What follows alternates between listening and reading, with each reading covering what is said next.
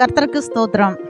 நாள் 268, செப்டம்பர் 25ஆம் தேதிக்கான வேத பகுதி. ஓசியா 8ஆம் அதிகாரம் முதல் 10ஆம் அதிகாரம் வரை. அதிகாரம் 8. உன் வாயிலே எக்காலத்தை வை.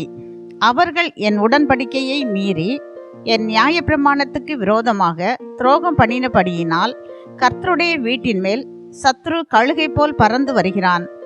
எங்கள் தேவனே, உம்மை அறிந்திருக்கிறோம் என்று சொல்லி இஸ்ரவேலர் கூப்பிடுவார்கள். ஆனாலும் இஸ்ரவேலர் நன்மையை வெறுத்தார்கள். சத்ரு அவர்களை தொடர்வான். அவர்கள் ராஜாக்களை ஏற்படுத்தி கொண்டார்கள், ஆனாலும் என்னாலே அல்ல. அதிபதிகளை வைத்து கொண்டார்கள், ஆனாலும் நான் அறியேன். அவர்கள் வேறு அறுப்புண்டு போகும்படி தங்கள் வெள்ளியினாலும் தங்கள் பொன்னினாலும் தங்களுக்கு விக்கிரகங்களை செய்வித்தார்கள். சமாரியாவே, உன் கன்றுக்குட்டி உன்னை வெறுத்து விடுகிறது. என் கோபம் அவர்கள் மேல் மூண்டது. எதுவரைக்கும் சுத்தாங்கம் அடைய மாட்டாதிருப்பார்கள். அதுவும் இஸ்ரவேலருடைய செய்கையே. தட்டான் அதை செய்தான், ஆதலால் அது தேவன் அல்லவே. சமாரியாவின் கன்றுக்குட்டி துண்டு துண்டாய் போகும். அவர்கள் காற்றை விதைத்து சூறை காற்றை அறுப்பார்கள். விளைச்சல் அவர்களுக்கு இல்லை. கதிர்மாவை கொடுக்க மாட்டாது. கொடுத்தாலும் அந்நியர் அதை விழுங்குவார்கள். இஸ்ரவேலர் விழுங்கப்படுகிறார்கள். அவர்கள் இனி புறஜாதிகளுக்குள்ளே விரும்பப்படாத பாத்திரத்தை போல் இருப்பார்கள். அவர்கள் தனித்து திரிகிற காட்டு கழுதையை போல் அசீரியர் அண்டைக்கு போனார்கள். எப்ராயிமர் நேசரை கூலிக்கு பொருத்தி கொண்டார்கள்.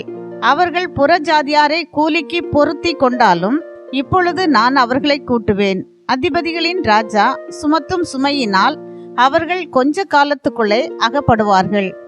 எப்ராயிமர் பாவம் செய்வதற்கேதுவாய் பலிபீடங்களை பெருக பண்ணினார்கள். ஆதலால் பலிபீடங்களே அவர்கள் பாவம் செய்வதற்கு ஏதுவாகும். என் வேதத்தின் மகத்துவங்களை அவர்களுக்கு எழுதி கொடுத்தேன். அவைகளை அந்நிய காரியமாக எண்ணினார்கள். எனக்கு செலுத்தும் பலிகளின் மாம்சத்தை அவர்கள் பலியிட்டு புசிக்கிறார்கள். கர்த்தர் அவர்கள் மேல் பிரியமாயிரார்.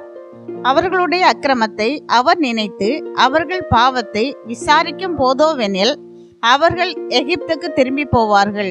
இஸ்ரவேல் தன்னை உண்டாக்கினவரை மறந்து கோவில்களை கட்டுகிறான். யூதா அரணான பட்டணங்களை பெருக பண்ணுகிறான். ஆனாலும் நான் அதன் நகரங்களில் அக்கினியை வரப்பண்ணுவேன். அது அவைகளின் கோவில்களை பட்சிக்கும். அதிகாரம் 9.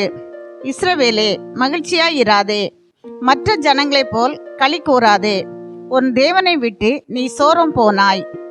தானியம் போரடிக்கிற சகல களங்களிலும் பணயத்தை நாடுகிறாய். தானிய களமும் திராட்சை தொட்டியும் அவர்களை பிழைப்பூட்டுவதில்லை. அவர்களுக்கு திராட்சை ரசம் ஒளிந்து போகும். அவர்கள் கர்த்தருடைய தேசத்தில் குடியிருப்பதில்லை. எப்ராயிமர் திரும்ப எகிப்துக்கு போவார்கள். அசீரியாவில் தீட்டுள்ளதை புசிப்பார்கள். அவர்கள் கர்த்தருக்கு திராட்சை ரசத்தின் பானபலியை வார்ப்பதும் இல்லை. அவருக்கு அங்கீகரிப்பாய் இருப்பதும் இல்லை. அவர்களுடைய பலிகள் அவர்களுக்கு துக்கம் கொண்டாடுகிறவர்களின் அப்பத்தை போல இருக்கும். அதை புசிக்கிற யாவரும் தீட்டுப்படுவார்கள். அவர்களுடைய அப்பம் அவர்களுக்கே ஆகும். அது கர்த்தருடைய ஆலயத்தில் வருவதில்லை. ஆசரிப்பு நாளிலும் கர்த்தருடைய பண்டிகை நாளிலும் என்ன செய்வீர்கள்? இதோ, அவர்கள் பால் கடிப்புக்கு தப்பும்படி போய்விட்டார்கள். எகிப்து அவர்களை சேர்த்து கொள்ளும். மோப் பட்டணம் அவர்களை அடக்கம் பண்ணும். அவர்களுடைய வெள்ளி இருந்த விருப்பமான இடங்கள் காஞ்சொரிகளுக்கு சுதந்திரமாகும். அவர்களுடைய வாசஸ்தலங்களில் முட்செடிகள் முளைக்கும். விசாரிப்பின் நாட்கள் வரும், நீதி சரிக்கட்டும் நாட்கள் வரும் என்பதை இஸ்ரவேலர் அறிந்து கொள்வார்கள். உன் மிகுதியான அக்கிரமத்தினாலேயும் மிகுதியான பகையினாலேயும் தீர்க்கதரிசிகள் மூடரும் ஆவியை பெற்ற மனுஷர்கள் பித்தம் கொண்டவர்களுமாயிருக்கிறார்கள். எப்ராயிமின் காவற்காரர் என் தேவனோடு எதிர்த்து நிற்கிறார்கள். தீர்க்கதரிசி தன் வழிகளில் எல்லாம் குருவி பிடிக்கிறவனுடைய கண்ணியாகவும் தன் தேவனுடைய ஆலயத்திலே பகையாளியாகவும் இருக்கிறான். கிபியாவின் நாட்களில் நடந்தது போல அவர்கள் தங்களை மிகவும் கெடுத்து கொண்டார்கள். அவர்களுடைய அக்கிரமத்தை அவர் நினைப்பார். அவர்களுடைய பாவங்களை விசாரிப்பார். வனாந்தரத்தில் திராட்சை குலைகளை கண்டுபிடிப்பது போல இஸ்ரவேலை கண்டுபிடித்தேன். அத்திமரத்தின் முதல் தரம் பழுத்த கனிகளைப் போல உங்கள் பிதாக்களை கண்டுபிடித்தேன். ஆனாலும் அவர்கள் பாகால் பேயோர் அண்டைக்கு போய் லட்சையானதற்கு தங்களை ஒப்புவித்து தாங்கள் நேசித்தவைகளைப் போல தாங்களும் அருவருப்புள்ளவர்களானார்கள். எப்ராயிமின் மகிமை ஒரு பறவையைப் போல் பறந்து போம். அது பிறப்பதும் இல்லை, வயிற்றில் இருப்பதும் இல்லை, கர்ப்பம் தரிப்பதும் இல்லை. அவர்கள் தங்கள் பிள்ளைகளை வளர்த்தாலும் அவர்களுக்கு மனுஷர் இராதபடிக்கு அவர்களை பிள்ளைகள் அற்றவர்கள் ஆக்குவேன். நான் அவர்களை விட்டு போகையில் அவர்களுக்கு ஐயோ! நான் எப்ராயிமை தீருவின் திசை மட்டும் இருக்கிறதை பார்க்கிற போது அது நல்ல வசதியான ஸ்தலத்திலே நாட்டப்பட்டிருக்கிறது. ஆனாலும் எப்ராயிமர் தங்கள் குமாரரை கொலை செய்கிறவனிடத்தில் வெளியே கொண்டு போய் விடுவார்கள். கர்த்தாவே, நீர் அவர்களுக்கு கொடுப்பதை கொடும். அவர்களுக்கு விழுந்து போகிற கர்ப்பத்தையும் பாலற்ற முலைகளையும் கொடும். அவர்களுடைய பொல்லாப்பெல்லாம் கில்காலிலே நடக்கும். அங்கே நான் அவர்களை வெறுத்தேன். அவர்களுடைய பொல்லாப்பி நிமித்தம் அவர்களை நான் என் சமூகத்தை விட்டு துரத்துவேன். இனி அவர்களை நேசிக்க மாட்டேன்.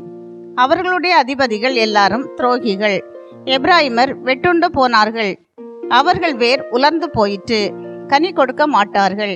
அவர்கள் பிள்ளைகளை பெற்றாலும் அவர்களுடைய கர்ப்பத்தின் பிரியமான கனிகளை அதம் பண்ணுவேன்.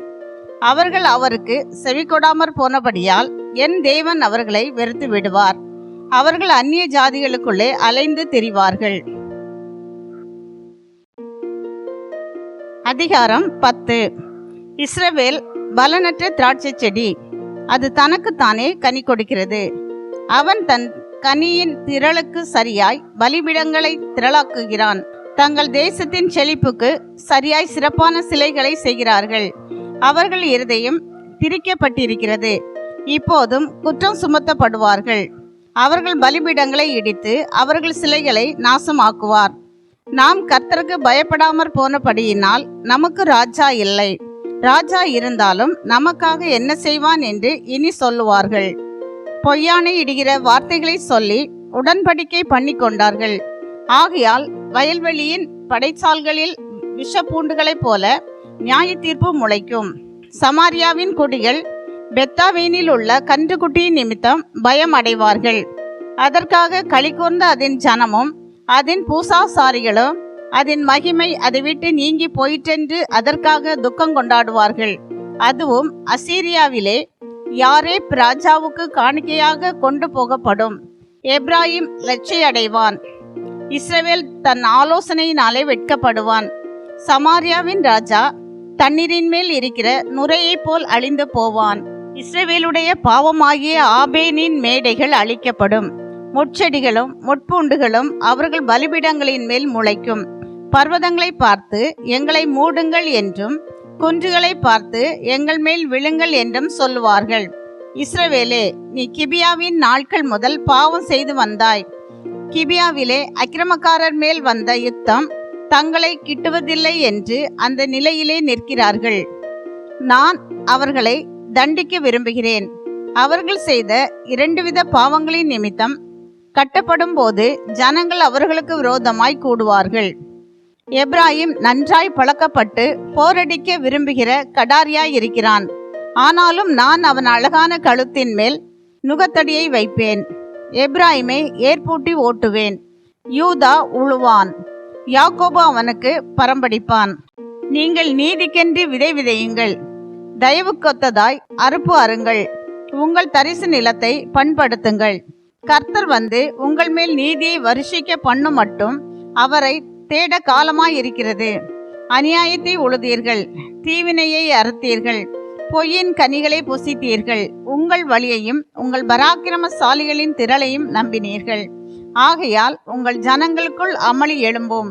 பிள்ளைகளின் மேல் தாய் மோதியடிக்கப்பட்ட இத்த நாளிலே பெத்தார்பேலை சல்மான் அழித்தது போல உங்கள் எல்லா அரண்களும் அழிக்கப்படும். உங்கள் கொடிய பொல்லாப்பினால் பெத்தில் இப்படிப்பட்டதை உங்களுக்கு செய்யும். அதிகாலமே இஸ்ரவேலின் ராஜா முற்றிலும் சங்கரிக்கப்படுவான். இன்றைய நாளுக்கான வேத பகுதி வாசித்து முடிந்தாயிற்று. தேவனுக்கே மகிமை உண்டாவதாக. ஆமேன். இன்றைய நாளின் வேத பகுதியிலிருந்து ஒரு கேள்வி. யாருடைய கழுத்தின் மேல் நுகத்தடியை வைப்பேன்? இன்றைய நாளுக்கான வாக்குத்தத்தம் ஓசியா 10:12. நீங்கள் நீதிக்கென்று விதை விதையுங்கள், தயவுக்கொத்ததாய் அறுப்பருங்கள். இந்த வாக்குத்தத்த வசனத்தின்படி கர்த்தர் நம்மை ஆசீர்வதிப்பாராக. ஆமேன்.